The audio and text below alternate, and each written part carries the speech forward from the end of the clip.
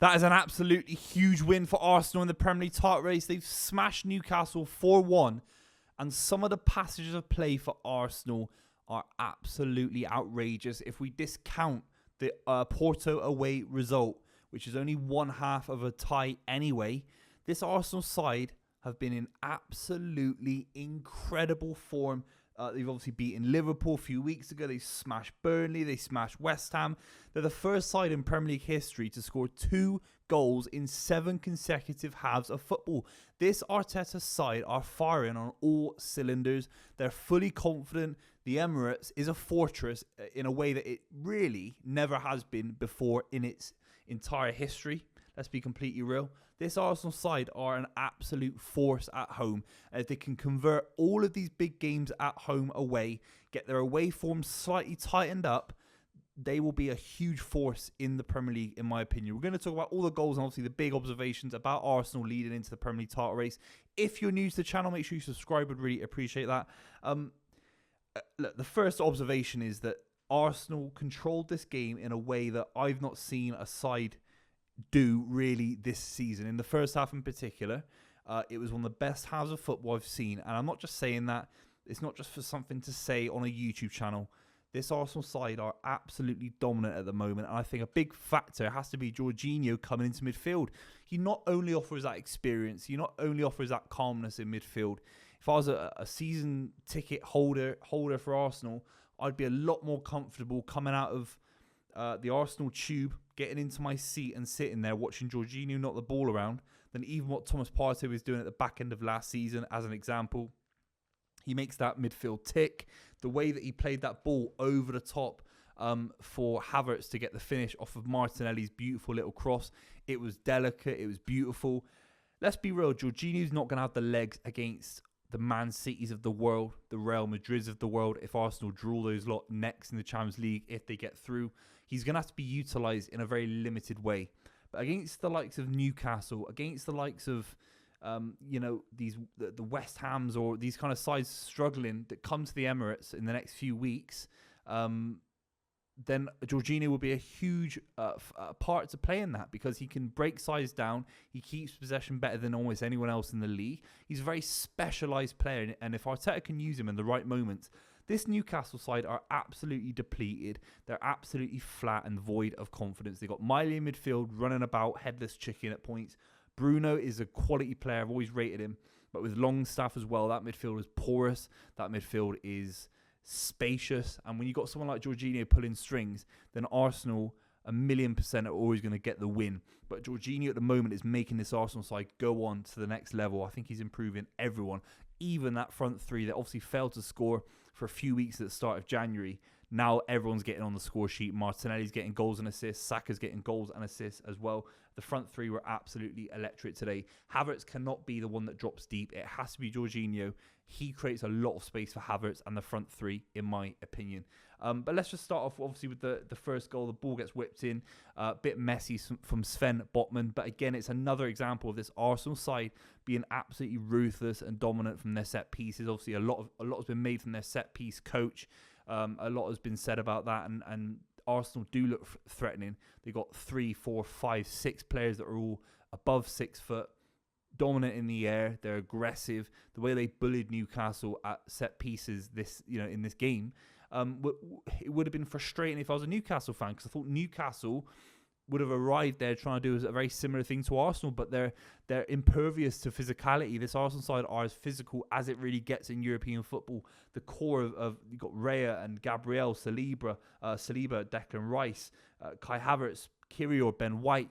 There's a lot of tall people in this Arsenal side, and they're creating havoc for rival teams. There's no question about it. Talks about the Kai Havertz goal. Big for him. He's still scoring in games. The Newcastle defending was absolutely atrocious. You have to have a bit of a balanced approach to this. Talking about the Newcastle game, it has to be a little bit nuanced, because Newcastle were shocking. They really were. But Arsenal, made them shocking. It's that classic debate: is it the chicken or the egg? But if Kai Havertz is scoring against you, then Arsenal are doing something right. Let's be completely real. Second half, Bukayo Saka on his left foot, beautiful finish. Obviously scored on his right foot last week, I think it was. So he's getting amongst the goals. His goal kind of ratio is going right up and up and up at the right end of the season as well. I think they've scored something like 25 goals in the last 5 games, Arsenal. Absolutely scary. But the big thing, look, I know they scored a goal, Newcastle. It was beautifully worked. There are goals and there are real big goals, and that was a big goal from Newcastle in terms of the quality. The ball from Dan Burn was fantastic. The header from Willett was fantastic. I don't think Baresi and Maldini would have stopped that going in, because it was just first time. It was just one of them where if all the markers hit, it goes in the back of the net, and there was 5 or 6 players involved in that move for Newcastle. It was a beautiful goal. I don't know if Arsenal can really be blamed for that. So apart from that, I think they faced something like 4 shots on target in the last 3 games and conceded 1. It's absolutely outrageous stuff. It really is. So going forward, they're banging in goals. Defensively, they're as shrewd as anyone else I've ever seen. At this period of the season, I think Arsenal will be absolutely kicking themselves at this kind of form that we knew they had in the locker. We knew they had this in the locker. It comes at this kind of... It comes bereft of the points total that it deserves, because Arsenal deserve to be top of the table, this kind of form. I know it sounds ridiculous. They're not as good as Liverpool based on the amount of points they've accrued so far this season. I'm not saying anyone deserves more points than anyone else, but in terms of the form, they are by far the best side in the league at the moment on form, because they're outscoring City and they're far better defensively than Liverpool are. There's no question about that. But the slip against Fulham, the slip against West Ham might cost Arsenal. That's how crazy this Premier League title race is. It's a 3-horse race, make no doubt about it. And the 3-horse race might go to the end with all the sides winning. Maybe there's a couple of draws in there, and Arsenal could come third. That's how good Liverpool and Man City are, in my opinion. But we're going to talk more about the Premier League title race on this channel, so make sure you subscribe. We'd really appreciate that.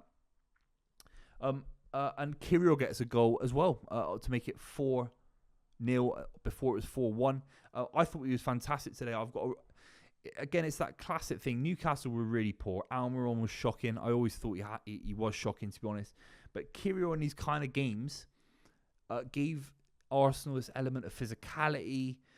He's a good defender. I like Kirill. I think in big moments he will struggle. I think he is out of position, but Arsenal getting through and using the most of their squad. I like the fact that Reece Nelson, Emil Smith-Rowe, Eddie Nketiah came on, and El Neni as well, and Trossard. So Arsenal getting the most out of their squad.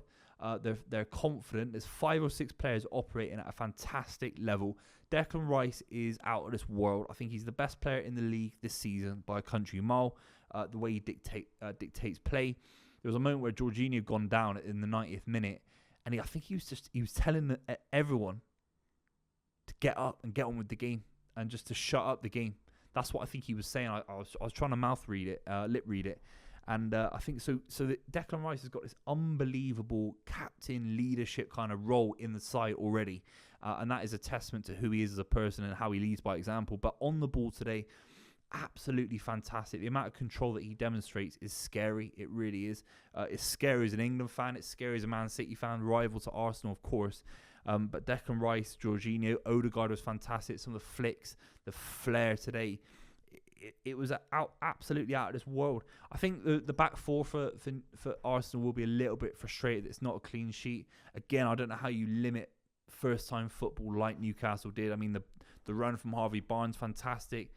The little ball from Anthony Gordon was incredible as well, and then into Dan Burn I think it's from a Miley ball around the channel as well. It really was fantastic. So if you discount the fact it was a beautiful wonder goal really from Newcastle, this Arsenal side have scored 4 and basically conceded none, essentially.